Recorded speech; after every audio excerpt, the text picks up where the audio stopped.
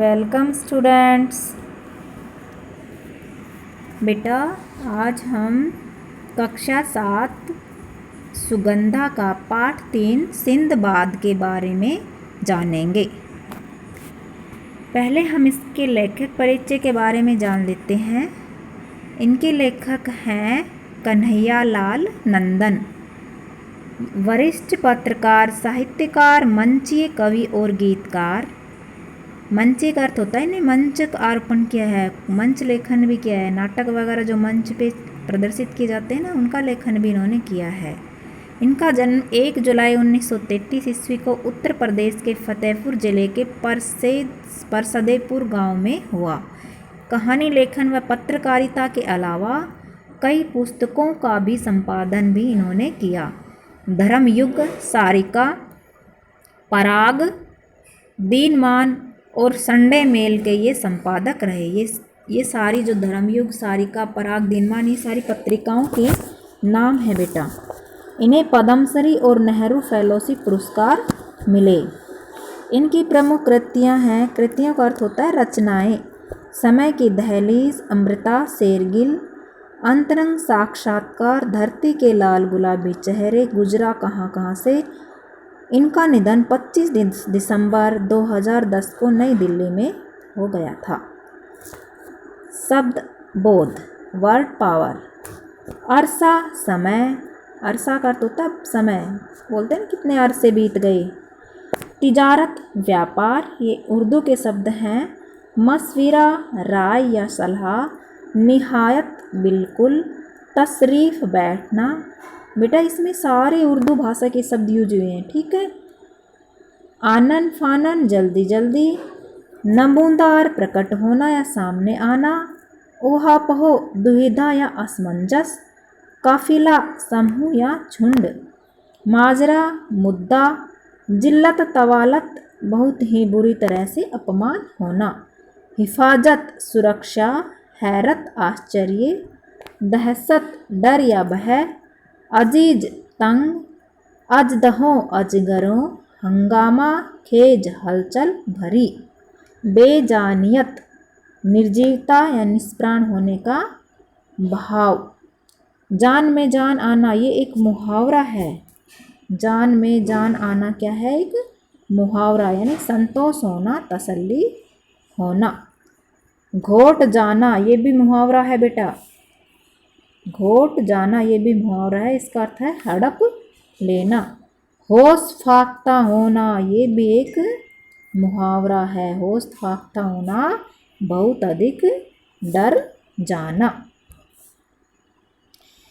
Sinbad जो chapter है बेटा, ये एक बड़ी ही रोचक कथा है कि किस तरह से सिंदबाद जो है एक जहाजी यात्री था और जहाज़ों में किस किस तरह से सफ़र कर रहा था और किस तरह से वो एक बार फंस गया था पानी के बीच में।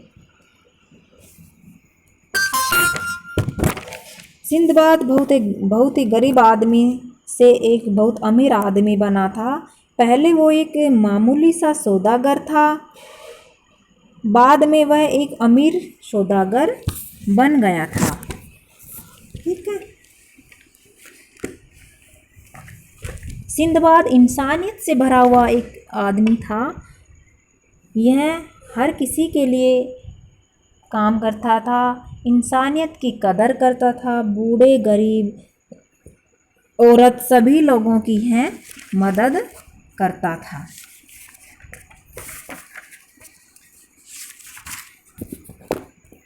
हम इस चैप्टर के अभ्यास प्रश्न जान लेते हैं। सिंदबाद अपनी तिजारत को कहाँ तक फैलाना चाहता था? सिंदबाद अपनी तिजारत को हिंदुस्तान तक फैलाना चाहता था।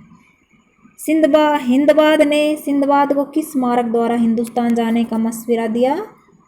तो सिंदबाद ने वायु मार्ग से जाने का मशवरा दिया था। पहले सिंदबाद जहाज़ों से ही अपना आवागमन करता था, एक देश से दूसरे देश में जहाज़ों से ही जाता था, अपना व्यापार जहाज़ के माध्यम से करता था। लेकिन अब की बार हिंदबाद ने उनसे कहा कि तुम वायु के मार्ग से अपना व्यापार का गमन करो। नीचे लिखे अनुच्छेद को पढ़कर संबंधित प्रश्नों के उत्तर दीजिए। गठरियाँ कई थी। एक में सोने के पुराने सिक्के थे। पोर्टर ने ज्यों ही झटके के साथ गठरी को फट्टे की तरफ फेंका, सोने के सिक्के छर्र से बिखरकर फर्श पर घूमने लगे। तभी सफ़ेद वर्दी पहने कस्टम अफसरों का काफिला पता नहीं कहाँ से आनन फानन नमूदार हुआ और सिंदबाद को सिक्के बटोरते देखकर घेर लिया। सिंदबाद ने घबराई हुई आवाज़ में ऐलान किया कि उसका नाम सिंदबाद जहाजी है। इस बार उसने समुद्री सफ़र न करके हवाई यात्रा की है, यही गलती की है। एक कस्टम अधिकारी आगे आकर बोले, शुक्रिया, लेकिन आपको सोना स्मगल करने के गुनाह में हमारे साथ पुलिस स्टेशन तक चलना होगा। गठरियों में क्या था? गठरियों में क्या था? तो गठरियों में सोने के सिक्के भरे हुए थे। सिंदबाद को क्यों घेर लिया गया? क्योंकि सिंदबाद की जो सोने के सिक्कों की गठरी थी वो फर्श पर बिखर गई और सिक्के एक एक सारे बिखर गए। तब वहाँ पर घूम रहे जो पुलिस और कस्टमर अधिकारी जो थे, उन्होंने देखा कि यह कोई लुटेरा लगता है, तो इसलिए सिंदबाद को ये जानकर घेर लिया गया। सिंदबाद को कौन कहाँ ले जा रहा था? तो सिंदबाद को वहाँ के बहुत सारे कस्टम अधिकारी थे जिन्होंने घेर लिया था। तो वो कस्टम अधिकारी जो था, एक कस्टम अधिकारी था, वो उनको पुलिस स्टेशन तक लेके जा रहा था।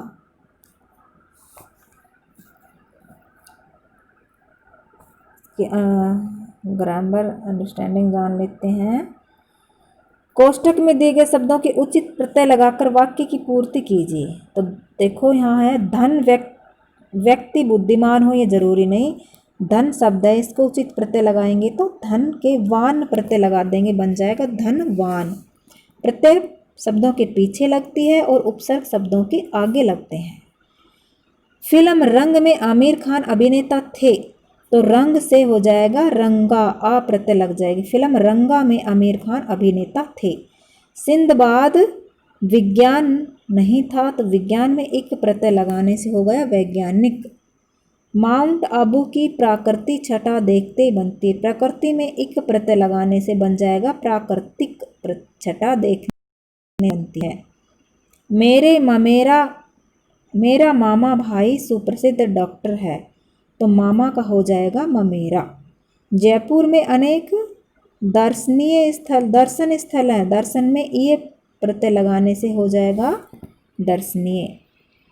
नीचे लिखे वाक्यों को शुद्ध करके लिखना है। ये अशुद्ध वाक्य लिखे हुए हैं, इन्हें शुद्ध करके लिखेंगे। सप्रमाण सहित बातें किया करो, तो हो जाएगा सप्रमाण बातें किया करो या फिर प्रमाण सहित बातें किया करो। मेरे को सुनो तो सही, मुझे सुनो तो सही। सब्जी में मिर्च मिलाओ, सब्जी मिर्च में मिलाओ, शुद्ध वाक्य हो जाएगा सब्जी में मिर्च मिलाओ, क्योंकि मिर्च में सब्जी तो मिलाई नहीं जाती। सभा में अनेकों लोग बैठे थे, इसका शुद्ध रूप हो जाएगा सभा में अनेक लोग बैठे थे। शुद्ध गाय का दूध लाओ, तो गाय का शुद्ध दूध लाओ। रामू को काटकर प्लेट में रखकर आम दो, आम को काटकर प्लेट में रखकर रामू को दो। अब इसके क्वेश्चन आंसर जान लेते हैं हम। सिंदबाद की प्रसिद्धि का क्या कारण था? सिंदबाद एक तिजारती आदमी था, वह अपने तिजारत को हिंदुस्तान तक फैलाना चाहता था।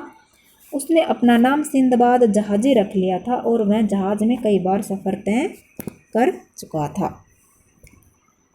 पहले सफ़र में जहाज के कप्तान ने सिंदबाद को क्यों उतार दिया? पहले सफ़र में सिंदबाद को जहाज के कप्तान ने एक बहुत बड़े कछुए की पीठ पर एक टापू समझकर उतार दिया। एक बहुत बड़ा कछुआ था जिसकी पीठ ऐसी लग रही थी जैसे कोई टापू है, तो वह टापू समझकर उसे वहाँ बीच में ही उतार दिया। एयर टर्मिनल पर सिंदबाद क्या कर रहा था? एयर टर्मिनल पर सिंदबाद अपने सामान का इंतजार कर रहा था। सिंदबाद ने हवाई यात्रा का निर्णय क्यों लिया?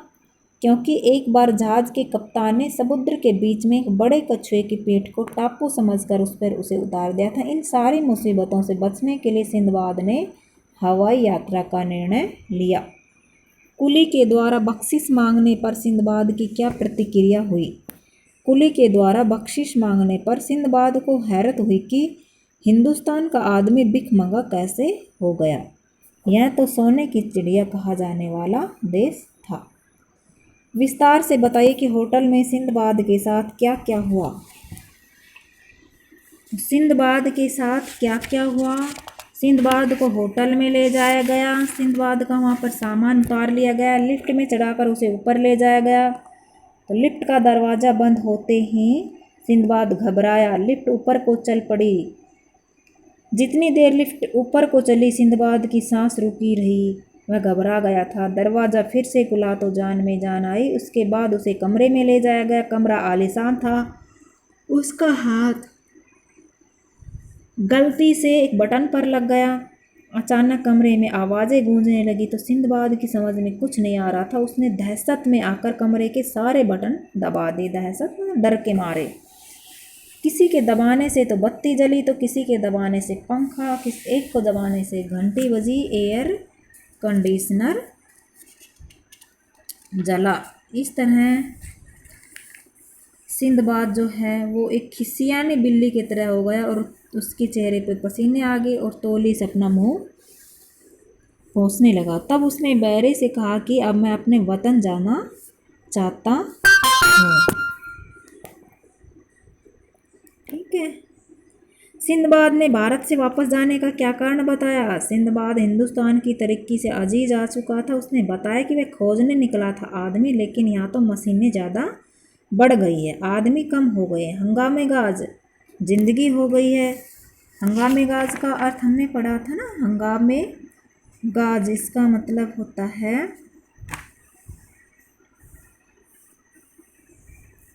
हलचल। हंगामे गाज हलचल से भरी हुई जिंदगी जहाँ शोर शराबा रहता है, दहशत हो रही। इन सबको देखकर, मशीनों की बेजानियत को देखकर मैं घबरा कर सिंदबाद ने भारत से वापस जाने का निर्णय लिया। ओके बेटा, वेलकम।